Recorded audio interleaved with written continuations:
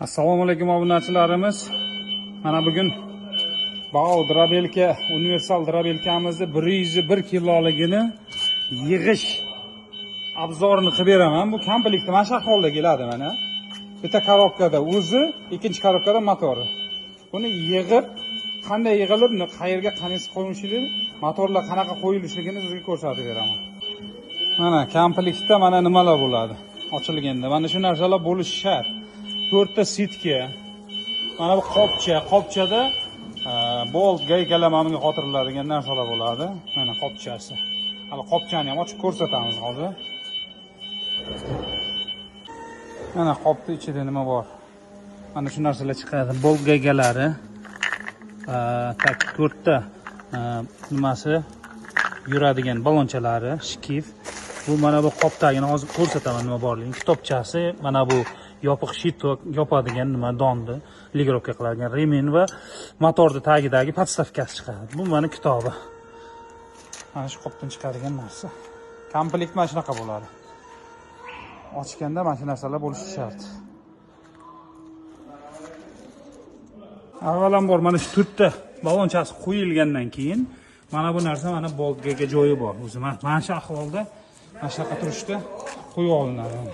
Ikki tomoni bolt gagalariga to'g'ri keladi o'zi joy-joyiga. Chiqishi bu yoqda bo'ladi. Mana bu tomonda mana bunaqa joylari bor joylar orqa tomonda bo'ladi. Motorga mo'ljallangan motor qo'yamiz. Mana shu turishda joylashtiriladi avval. Mana bu korpusda mana katta bolt bilan qotirib olinadi. Eng katta 4 ta bolt bor o'zi. Mana shu korpus uchun. Bu chunki vibratsiya ko'p bo'lgani uchun eng katta bolt bilan mana qotiriladi. Keyin motorning tagidagi mana podstavkasini yumshoqqina qilib qo'yib olinadi. Keyin buni ustidan hozir motor joylashtirib ko'rsataman hozir sizlarga. Avvalambor mana shu motor o'rnatib olinadi. Bo'sh holatda hozir remenga moslayapmiz mana. Endi motorda mana shu bolt gaykalarni qo'ygandan keyin o'zi 4 ta mana bu bolt gayka bor uzunrog'i. Mana shu motorga qo'yiladi. Qolgan kaltalar hammasi bir xil. Hamma joyga to'g'ri keladigan. 4 ta bunga, 4 ta mana korpusga. Korpus qalin bo'ladi, buniki uzunroq, bir xil bo'ladi. Hozir mana shu qolganini ham hozir obzor qilamiz. Shkifni qotirdik. Shkif qotirganimizdan keyin remenni qo'yib, tortib qotirib oldik mana motorda. Keyingi jarayonga o'tamiz endi. Endi mana bu avtomatda mana ulash jarayoniga keldik. Buni ochib olamiz tepasida. Mana shu ahvolda bo'ladi. Mana shuni hozir avtomatda ulaymiz. Mana bu yerda mana buni narsachasini ochamiz. Mana ochiladi kabel kirishga. Ochildi. Endi mana shu narsani qotiramiz hozir. Buni qotirishini hozir ko'rsatib beraman. Mana o'zi bu motordan chiqadigan simlardan ko'rinib turibdi mana. Ko'k qizil mana ko'kka qizilga mana tepasida avtomat qotiradigan joy bor. Keyin mana bu nolimiz mana bu nolga ulanadi. Tamam, oddiy. Mana bu ichkaridan mana bu yerdan kirgiziladi bu tomondan mana bu joydan va o'sha joy-joyiga ulaysiz. Hozir ulangandan keyingi holatni ko'rsatib beraman, qanaqa ulanganligini. Mana ulanganlik holati. O'zi boltchalari bilan qotirib qo'yiladi. Mana bu yonboshdagi mana o'ziga. Tayyor. Buni yopib qo'ysak bo'ladi. Buni qopqog'ini yopib qotirib qo'ysak ham bo'ladi.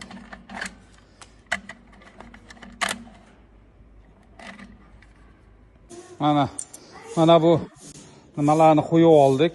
Qo'yiladigan asosiy narsalar bu yerdan mana bunisidan poya, anaqa xashaklar solinadi. Bundan donli mahsulotlar solinadi. Mana bu mana tepadan o'tadigan joyi, bu ham mana bu o'tadigan joy va mana bu yerdan tushadigan joy. Aslida mana shu joy foydalaniladi xashaklar uchun, donlar uchun ham. Keyin tushuntirib beraman bu ikkalasi nima uchun turganligini. Mana shu narsalarni motordan keyin qotirib olinadi. Hammasi. Mana shu ko'rinishga keldi mana. Hozir yana davom etamiz. Hozir ko'rsataman yana nimalar qolgan, mana qolgan narsalar qotiriladi. Asosiy joyiga keldik. Tashqi tomondan qo'yiladigan mana bu bunkerlar hamma narsasi qo'yib bo'lindi. Mana bu narsa bu tashqi tomondan xohlagan joyga o'rnatilishi mumkin deyshib. O'zingizga mos joyga o'rnatiladi bu rubelnik. Bu mana datchigi mana shu yerda necha kilovat tok bilan ishlayotganligi ko'rsatiladi. Ko'rinib turadi, yonadi mana shu narsa datchik. Mana parametrlari motorda 4 kilovatlik motor. 3000 оборот. Mana ko'rinishi mana shu ahvolga keldi. Yig'ildi hamma narsasi. Qo'yib bo'lindi hamma narsa. Endi eng asosiy joyiga kelamiz. Eng asosiy joy ko'pchilik buni qo'yishda amal olmayotgan narsa bu sitkalarni joylashtirish. Hozir sitkasini joylashtirishni ochib sizga obzor qilib, aniq qilib ko'rsatib beraman. Sitkamiz mana shu motor tomonidan solinadi. Mana shu tomondan. Adashmanglar. Keyin bu yoqdan solishda e'tibor berish kerak. Teng o'rtasiga borganda tagida ko'rinmaydi. Qo'l bilan nargi tomondan, tashqi tomondan ko'tarsa bo'ladi. Sitka ikki qator yuradigan joyi bor sitkani yo'li.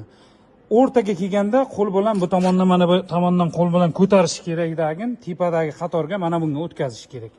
Mana shu yerda mana yo'li bor. Ikki qator yo'li bor. Sitka agar tagidagi qatorga kirib ketib qoladigan bo'lsa, noto'g'ri kiradi, o'zi joylashmaydi, bilinadi. Qo'l bilan ligrovka qilib sitka o'tkaziladi. Hozir o'tkazib ko'rsataman, qanday plotni joylashi ko'rinadi hozir sizga. Mana sitkamiz mana tepadan kelyapti, mana e'tiborli bo'ling. Mana plotni joylashdi mana.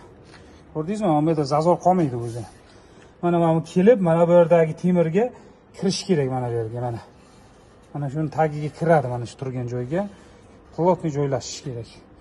O'shanda mana korpusni yopsak bo'ladi. Mana sitkasi to'liq chiroyli joylashdi. Keyin yopiladi. Bu narsa mana korpus yopiladi. Va mana bular polgalar qotiriladi.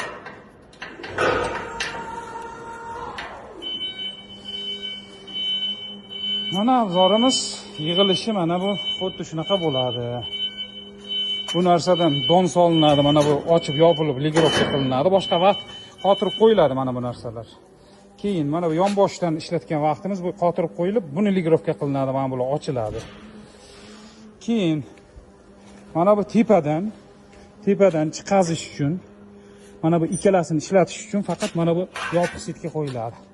Bu yopiq sitka qo'yilgan sababi o'z holicha xul makka poyalarni o'tkazgan vaqtingizda o'z holicha sitkasiz chiqazasiz. O'zi xul poyani mayda qilib tashlaydi. Sitka qo'yilsa juda ham izi bor. O'shaning evaziga mana shu yopiq sitka qo'yiladi, mana shu tepadan o'tadi. Ili buni yopib qo'yib, bundan chiqazsangiz ham bo'ladi. Buni yopib, bundan chiqazasiz. Bu yoqqa tushmaydi o'zi. U yopiq sitka mana bu yergacha kelib turadi, tagigacha yopilib, mana shunday. Faqat mana shu ikkita teshigidan faqat o'tadi. Buni yopsangiz bundan chiqadi. Mana bundan tepadagidan. Buni yopsangiz bundan chiqadi. Bu pastdan tushmaydi. Bu yopib qoladi o'zi pastlikini.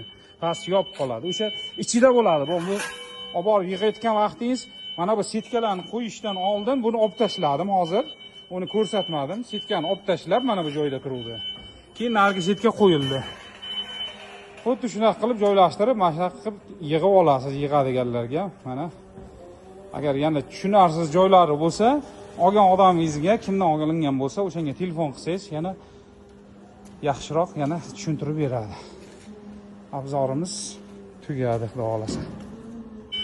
Bu universal drabelkamizni 101 kilolik universal drabelkamizni yig'ish uchun 14, 12, 17, 19 ключ va bitta molotuk va atyorka kerak bo'ladi. Mana shu narsalar yetarli. Mana yig'ib bo'lindi. Hamma narsasini yig'ib saqladik. Mana bu yerdan quruq xashak, qo'l xashak solinadigan joy. Mana bundan ligirovka qilinadi, ochib yopiladi. Bu yerga donli mahsulotlar bo'lar, maydalaydigan joy. Bug'doy, makka jo'xori, arpa solsangiz mana bundan ochib yopilib ligirovka qilinadi mana bundan. Bu yoqqa keladigan bo'lsak, mana remendis himoya qilingan. Bog'niki, hamma narsa bog' yozilgan. Tepadan o'tadigan joy va o'rtadan o'tadigan joy va pastdan chiqadigan joyi bor. Va har doim endi ishlatadigan asosiy ishlatishimiz bizaniki mana bu yerdan bo'ladi. Sitka qo'yildimi, bu yerdan chiqadi. Yopiq sitka qo'yilgan vaqtda bu bilan bundan chiqarish mumkin. Buni yopsangiz bundan chiqadi, buni yopsangiz bundan chiqarish mumkin. Faqat yopiq sitka qo'yilganda. Ochiq sitkalar qo'yilganda pastdan chiqariladi. Mana tayyor bo'ldi mana shunday. Parametrlarni ko'rishingiz mumkin.